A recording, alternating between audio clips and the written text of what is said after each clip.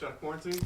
2 hours ago, yeah. Good to be. It's amazing how much of a mind warp that is, right? Even though you're in a beautiful 5-star hotel, it can mess with you if you let it. But I'm glad to be free as a bird, Johnny. Does it end up being like just the ultimate study session for you, though? Is that how you get through quarantine? And I think I said this to you guys last time, right? It's a play-by-play guy's dream, and you know that all too well. You want to lock my analysts in a room and make them prepare for 48 hours? I'm all for it. But my quarantine workouts did not go all that well. We shut those down after like 25 minutes. So, yeah, all my fighter cards are done for January 16th, and came here a few days early to do the ABC show, which was not initially scheduled. So I think for a lot of us on the live production crew, we're just looking to get this first one in the can and get this week started. I was going to ask you, 2021, like the return to network television. I know you know, industry leader and all that good stuff, and pay-per-views are massive, but network television, is it still special? Does it give you a little something extra? Absolutely, and I think ABC really rings true with a lot of combat sports fans, as special as the Fox deal was. You know, ABC is boxing, it's wide world of sports, it's historic, and certainly for a guy who cut his television teeth, as I did in Bristol, Connecticut at ESPN, it's nice to be under that banner again. I think my big question is, how did this come together? I don't know. And when are we going to be on ABC again? Maybe when we're not going head-to-head with an NFL playoff game, right? So I think we're going to do a good number, but it's exciting. I'm not getting my gold Wide World of Sports jacket, unfortunately, but maybe next time. Maybe next time. Talk about fans being back in the building. For you, we've watched this whole thing progress, right? Like, you've gotten used to the new normal of not having crowds. Yeah. Like, is that going to change the dynamic or the feel for you? I can't wait. I plan to go address as many of the crowd members as I can before the show to thank them for spending the money and to tell them to try to make noise as if they're 3 people. But I think this atmosphere is such that it's going to be a loud crowd regardless. And I can't wait to have that support. It's not a crutch. It's not something we lean on, but it's definitely a performance enhancer for a play-by-play guy. You know, when Jan Blachowicz won the light heavyweight title, and I think the call was something like, Poland, your guy got it done. It'd be nice to have some support there, especially when a guy wins a title. So for a fight of the magnitude of Holloway-Kattar or McGregor-Poirier too, I just feel like we need fans, and thankfully they'll be in the building, masks or otherwise. Talk about Holloway-Kattar. I know, like, more than just X's and O's, you like to break down the story of it as well. Here's what I find interesting, right? It seems like Kattar's the guy on the rise, but he's the older guy. Right. And Holloway's the, hey, is he still around? Is he still not the same guy? So, is that the story that you're seeing, is like where Max still stands versus is Calvin the real deal? Yeah, I think that's an interesting storyline and certainly part of the narrative. You know, Calvin Kattar has been saying for years, put some respect on my name. You know, I turned pro in 2007. He did go dark 2014, 2015, did not compete at all, and I think that has maybe contributed to his longevity a little bit, but this dude's been a pro for almost 15 years, so I think this is a huge opportunity for Kattar, but I did say after Max Holloway was essentially hosed against Alexander Volkanovski his last time out, it's going to be hard to beat Max in that next fight. I just thought he made so many good requisite adjustments for that Volkanovski rematch. I certainly thought he won that fight, and I think it's going to take Calvin Kattar's best performance over 25 minutes. You know, championship experience and 5-round territory is not anything new for Max Holloway. He went 25 hard with Dustin Poirier, so I expect big things from Max Holloway, and certainly as a lifelong Bostonian, very curious to see what Calvin Kattar can do with the showcase. I was going to ask you turning up the Boston a little bit, or do you have to keep it settled down? Oh, we'll bottle that Boston for sure. But it's exciting, you know, really not since Kenny Florian have we had a guy who has legitimate championship aspirations. And now we have 2 guys in Rob Font and Calvin Kattar, and plenty of other guys that Tyson Chartier is developing under that New England Cartel banner. So we're excited. All I can tell you is that if Calvin Kattar is ever able to break through, I will go to the mayor's office in the city of Boston and make sure that he gets the duck boat treatment like the Patriots and the Red Sox and everybody else get, because he would certainly be deserving of that treatment, you know. I want to ask you about the co-main, Matt Brown and Carlos Condit. Obviously, everybody's excited about that. We talked to him yesterday. Matt kind of threw out there, this might be my last fight. Who knows? Carlos revealed it's the last fight on his contract. So have you spoken to those guys yet? Have you gotten to feel at all that, you know, these veterans might be at the end of their run? They certainly didn't want to go down that road with us. We had our fighter meetings yesterday. Matt Brown, as many of you know, contemplated retirement during the training camp for Diego Sanchez in 2017, but was so thrilled with the way his body responded that obviously he's been able to prolong his career. I asked him about his active schedule, and he said, well, it hasn't been all that active, but I looked at December of 2019, May of 2020. He's in a much more active schedule than he has been recently. Condit, I thought it was interesting. He said he has more enthusiasm for this fight actually the third time around, and part of that is is because the hay's in the barn. He feels like he's had 2 training camps for this guy. He's worked on things that he believes are holes in Matt Brown's game and didn't feel like he had to really rework all of that stuff. So these guys are just good eggs, man, and fathers, and I'm just excited to see what they can do. It's crazy. Matt Brown was such a huge part of those Fox shows, it felt like. And now, of course, kind of fitting that when we make our ABC debut that he's getting that co-main event treatment. Nice. Last one for me. I just want to ask, I know you do as much research as anybody. Stories on the undercard, the prelims, are there names maybe that are new to us, or just a great story you unearthed behind the scenes, something that we should key on or that you're dialed in on? It's a good question, Johnny. I mean, for me, it's always exciting to talk to the UFC newcomers, especially a fighter like Jocelyn Edwards, who 10 days ago was on the outside of the UFC looking in, and now she's making her UFC debut. It was interesting because she had an LFA title fight a few years ago, 2018, against Sarah Alpar, and her coach cut her in the back before the fight. Not ideal, right? So she ended up losing a split decision. Had she won that fight, she would have already been in the UFC. So I'm excited to see what she can do against Wu Yanan. But the story that jumps off of this card for me, undeniably, is Santiago Ponzinibio. Might be the best welterweight in the world right now. He's won 7 in a row. But man, it was the arm injury, the freak arm injury on the Ultimate Fighter Brazil Season 2, and now the staph infection and bacterial issues. That man has been through hell. Lost his rankings, so he's got a serious point to prove. And you know how tough the leech is, but I would not want to be locked in a cage with Santiago Ponzinibio on Saturday night. Of that, I can be sure.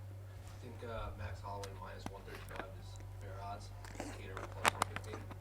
So it's hard for me to get too predictive, as you know, because I'm calling the fight, but I do believe Max Holloway should be the favorite, and I think it was a little bit more pronounced 5 or 6 days ago, so perhaps that suggests that they're getting some money on Calvin Kattar. As you guys know, they're trying to set a betting line that will command two-way action, right? The more bets they can get on both sides of the equation, the better the sports books would do, but most cappers that I have talked to, just being candid, they feel like Max Holloway at minus 135 is pretty juicy, just given the fact that he's been north of minus 200 for most of his featherweight fights in the UFC. And then outside of the 2 main events on Wednesday, Saturday, outside of this card, are there any other fights that you're looking forward to? Gosh, I mean, it's an embarrassment of riches, right? I mean, certainly the Michael Chandler debut is interesting for me. He was at Fight Island, obviously, back in October, didn't get the chance to compete.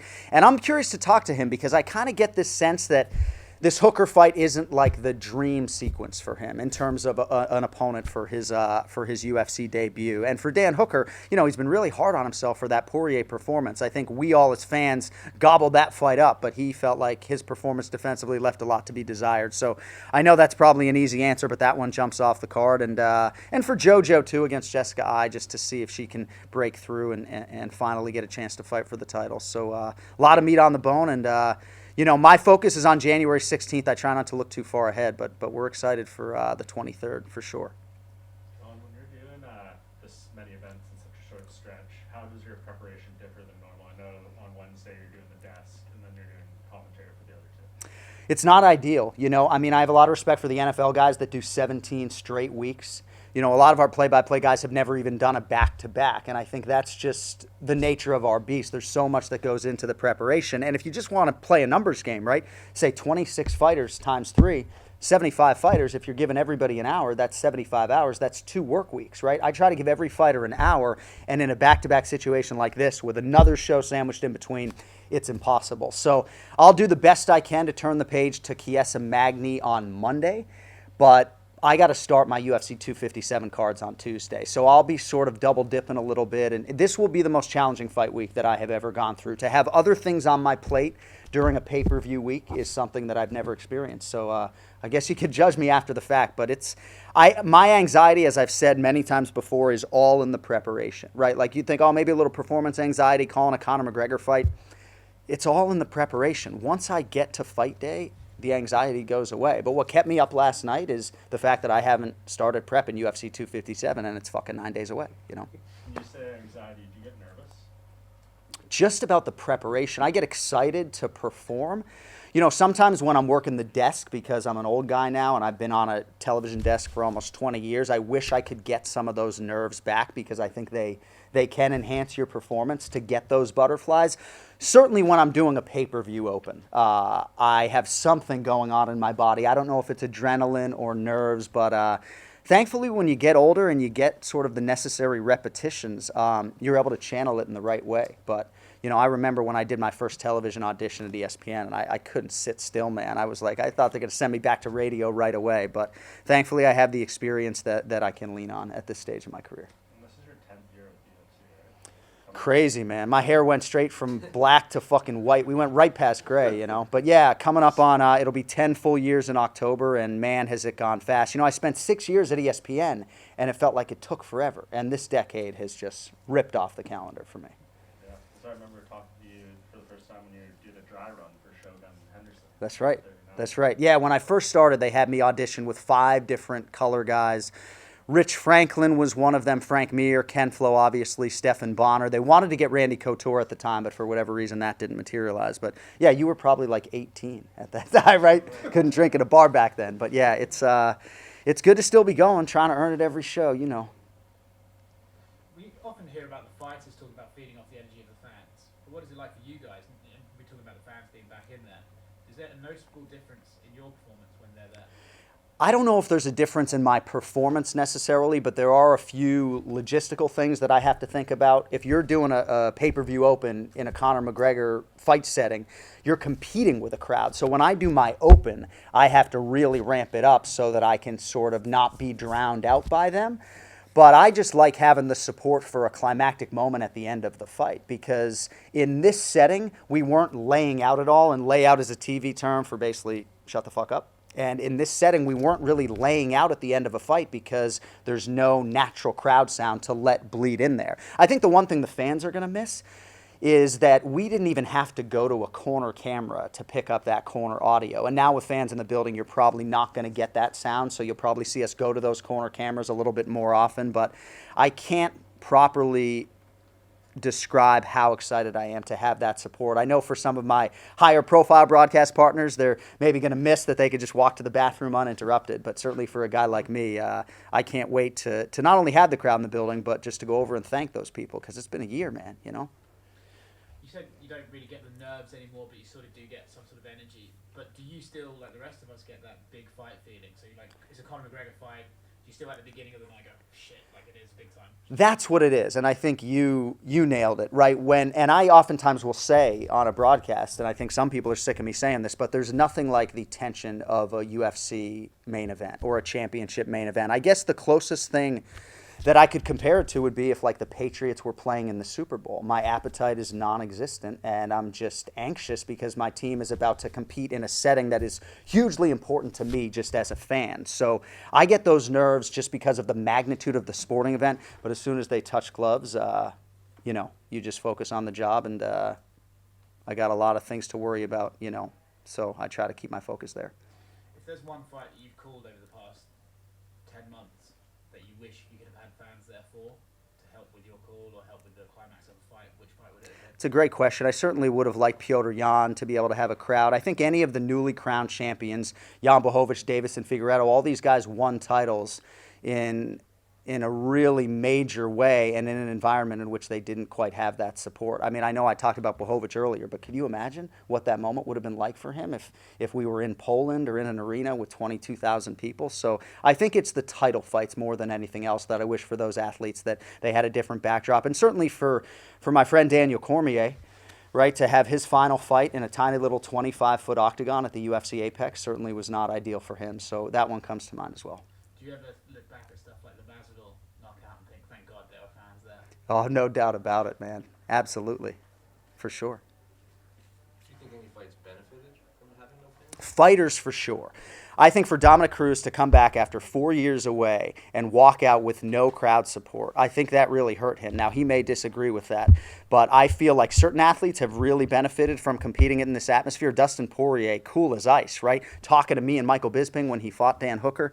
So I think some athletes have really benefited. Jan Blachowicz, when we sat down in our fighter meeting, and I'm sure my bosses would agree with this, we sat down across from that guy. We knew he was going to win the fight. I mean, he was just so confident and so in the moment and just so ready to go. I think it goes both ways, but I think a lot of athletes who have competed in this setting prior, like Carlos Condit, thinks it's an advantage that he's already competed here on Fight Island, and I guess we'll find out Saturday night. Do you think it added to the Habib's retirement?